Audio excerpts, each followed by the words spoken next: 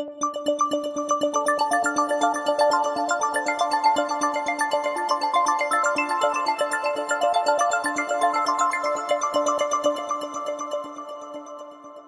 also pleased to welcome Dr. Elias A. Zerhouni, Director of the National Institutes of Health, who will now give the graduation address. Dr. Zerhouni.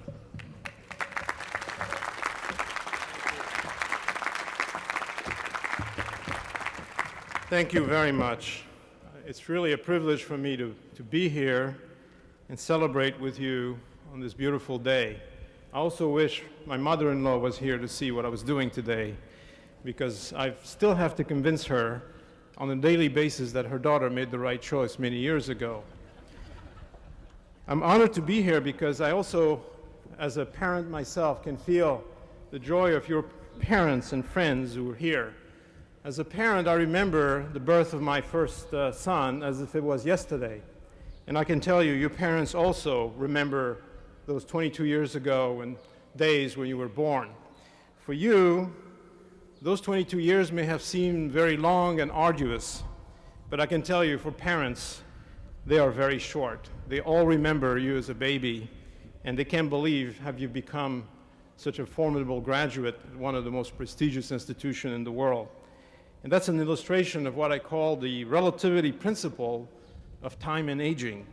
The older you are, the faster time seems to go by, and the faster tuition bills seem to come through as well. But you know, you are the legacy of your parents to this world, and they all deserve our heartfelt recognition for doing such a good job. And I'd like all the graduates, if you don't mind, to give a round of applause to your parents.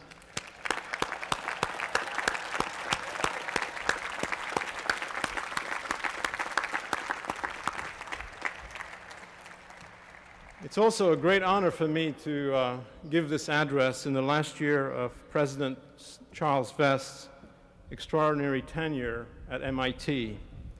There's no question that Dr. Vest, from my point of view as a federal agency official, today is one of the most influential thought leaders in higher education. He has this rare combination that you don't find a lot in life, that combines vision and flawless execution. Well, last night, he conducted the Boston Pops with a flawless execution, I hear. President Vest, we're impressed. Recently, my younger son, Adam, actually was initiated in a fraternity called Phi Kappa Psi, and I was checking to make sure that this was a good fraternity, a decent one. I found out that Dr. Vest was a member of that fraternity. So when people ask me now about my son, Adam, I say, oh, don't worry. He belongs to the exact same fraternity Dr. Vest belongs to. So I'm very proud to do this in his last year. But when I was preparing my speech, what can you say to 2,200 very bright graduates that will make a difference in telling them about where you see life and where you see your field of science, where you see yourself? And as I was preparing my speech, I was looking at what was the best strategy to do that. And I came across the story of a commencement speaker at Yale University who had the great idea of using every letter of the Yale name as a starting concept. So he used Y for youth, and he went on and on about youth, and then he used A for ability, which you all have, and he went on and on. And from the back of the room, somebody said, thank God we're not the Massachusetts Institute of Technology. So I give up on that strategy. I'm not going to use that strategy today. Instead, I'll tell you about what I think are the very critical, both scientific challenges of the 21st century, but also what is your role in it. The challenge, frankly, for us in the 21st century is one that we have brought upon ourselves. And I'll just go back in history a little bit to give you the perspective of how I see it. When you think about the universe, you hear that about 13.7 billion years ago there was a Big Bang, and off of that Big Bang came the universe, and then planets and solar systems and galaxies organized themselves. That was the first Big Bang, but there were other Big Bangs. The Earth came about 5 billion years ago, and about 4 billion years ago, with a mysterious event, life appeared. And what happened is that through replication of very special molecules, DNA and RNA, something very unique happened whereby natural evolution allowed through multiple variations and survival of the fittest, the emergence of a very diverse life on Earth. But there is a third Big Bang, and this is the one you're living in today, which you have to take account of, and that is the Big Bang of knowledge. It occurred about 100,000 years ago, when about 10,000 individuals, at most, as we look at the genome and we look at the variation of the genome across the human population, it is very clear that all of us have come from the same founding population of 10,000 individuals in Africa about 100,000 years ago. So we're not that different from each other in historical terms. And yet, that changed the game of life because through knowledge, through our ability, through our intelligence, we're able to transfer information from one parent to a child, from a parent to another one. And through generations, we're able to develop tools of adaptation the world has never seen. We've been able to change our environment at a speed, at a velocity that is much faster than what we can adapt to ourselves through our natural mechanisms of natural evolution. Let me give you an example.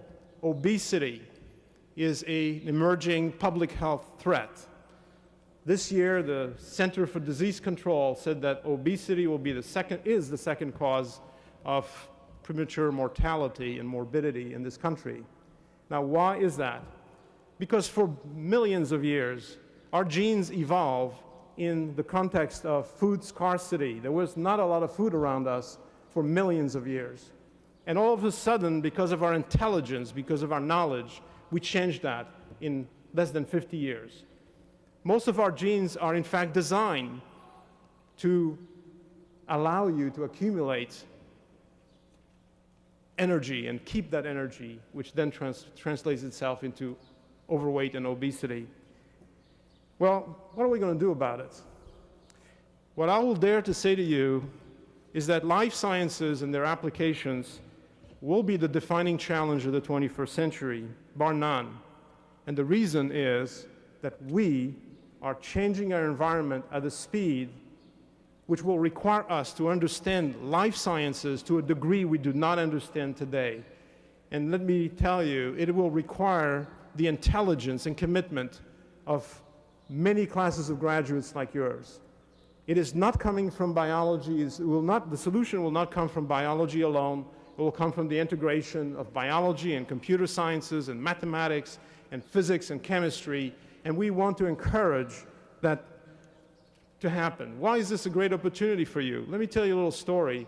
About a few weeks ago, I was at a meeting of the annual convention of all the biotechnology executives. All the CEOs of the many biotechnology companies in this country were there, assembled in New York with their investment bankers. Now, you know this must be a very important meeting for someone who is trying to get funds for their idea. And I just conducted a poll. And I said to them, I am the director of the NIH. I'm supposed to, as the nation's medical research agency, I want to ask you a question.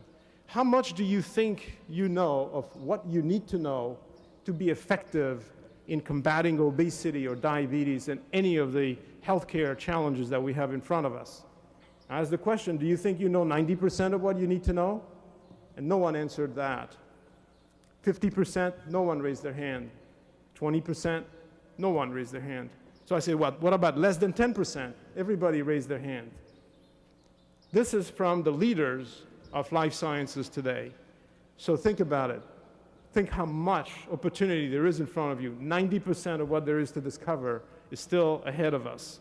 Now I turn to the investment bankers, and I said, well, I don't understand this. Now, you are investing good dollars on people who just admitted in front of you that they know less than 10% than what they need to know. Can you imagine? And the reason is simple. It is such a great challenge, and the risk-reward is so great. If you can find just a cure for one of the major diseases of mankind, you will affect that relationship between our environment, and ourselves. So it's important, I think, to keep that in perspective and to understand that there is a real race going on between our ability to understand how we respond to our environment biologically and our ability to change that environment in ways and consequences that we may not always predict. So, as a NIH director, I have to give you some advice about how to conduct yourself then for the next challenge, if that's the challenge that we think is there. And I can only do this with no certainty, obviously, about what the right answer is. I can only talk to you about myself and the rules I've used in life to go around and do this. First and foremost, I learned one thing, because I came from another country, actually. I came from Algeria when I was 24 years old to America, and I immigrated. And I had $300 in my pocket, new wife, and no friends, no family. And basically, this is where I learned that you can't make a contribution unless you're connected to others and you're able to connect to others. So I developed these rules called my 50-50 rules. You have to have a balance in life because you never know when you're going to need the interactions of others. So what are these 50-50 rules? Well, the first rule that I'd like to share with you is this. Today, you're going to receive a diploma. What you know today, I can assure you, is 50% wrong and 50% right. The challenge for you now is to figure out what part is right and what part is wrong. Now, don't take my speech as an excuse to go and ask for a reimbursement on your tuition. I don't think they will do that. But on the other hand, I think it's a very important way to look at the knowledge fund that you have as new scientists, new graduates of MIT. I think it is important to also realize that in life, many of your contributions will not come from your core discipline. They will come from disciplines that you probably have no contact with typically. And this is the other 50-50 rule that I will like to leave you with. Read 50% of what you read in the area that you're interested in, but make sure that 50% of what you read is unrelated to what you have to do. And I did this consistently because I had to learn a new language. I had to connect with new friends and new disciplines. 50% of what I read was in radiology. I loved medical imaging because it combined mathematics and physics, which I loved, and medicine, which I think gave me the human contact. And that's why I worked and made these contributions. But 50% of the time, I would read things outside of radiology.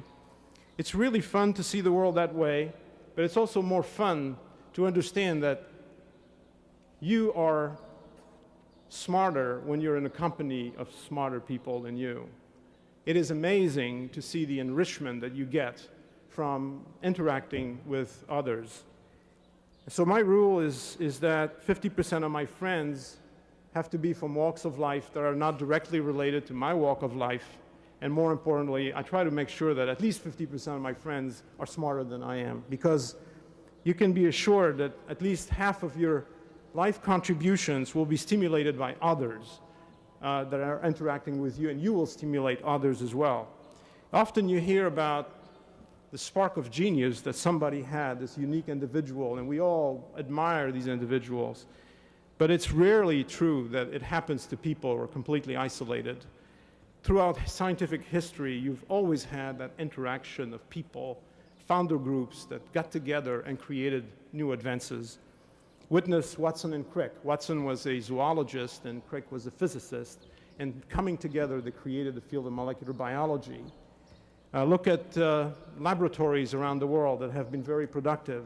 They've been productive because they have, in fact, encouraged the clustering of people from diverse backgrounds, coming from diverse horizons, with different ideas. Now, this process is eminently social. It is not an individual process. It's a process you have to participate in.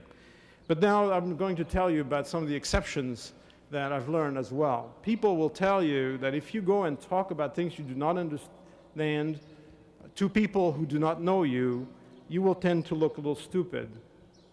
And the objection that I hear a lot is, but you can look foolish asking questions about fields you do not understand and those people who do not know you.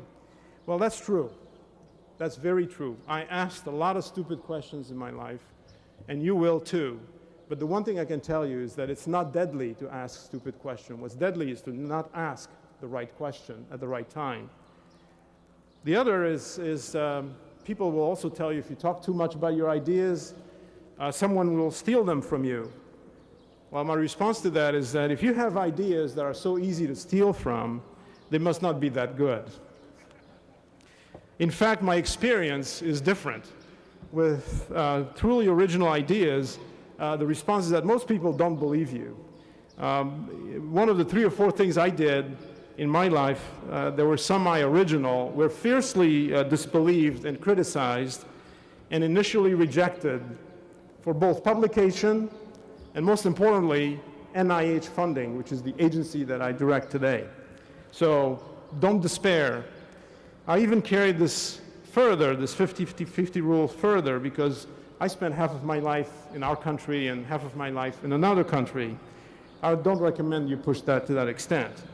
But as any rule that you make for young colleagues that you talk to, there are big exceptions. First, this rule doesn't mean that you should develop a split personality. It shouldn't split your integrity. Your integrity has to be constant, 100%. Another one is that in affairs of love, I don't think you should play the 50-50 rule. That would be deadly, so don't do it. And last but not least, I would say you should have big dreams, full dreams, not half dreams. You know, it's very simple. You can't put a large box in a small box. Well, you cannot put a full life in a small dream box. What you need is to have a box, a dream box, in a life that is as full as the potential you have today. For universities and teachers, there's just no greater satisfaction than seeing you graduate and enter your professional calling. I think you have the potential to transform our understanding of the relationship between humanity and environment this century. I think you need to do it. And you know something? There's nothing greater than coming from a university like MIT to be able to do that. I actually read that if you asked yourself about the 100 governments that existed in 1900, how many of the 100 governments that were active in 1900 are still unchanged today? You know what the answer is? 2. There are only 2 governments in the world that stayed stable for the past 104 years. The United States and Great Britain. If you ask yourself the question, what about universities?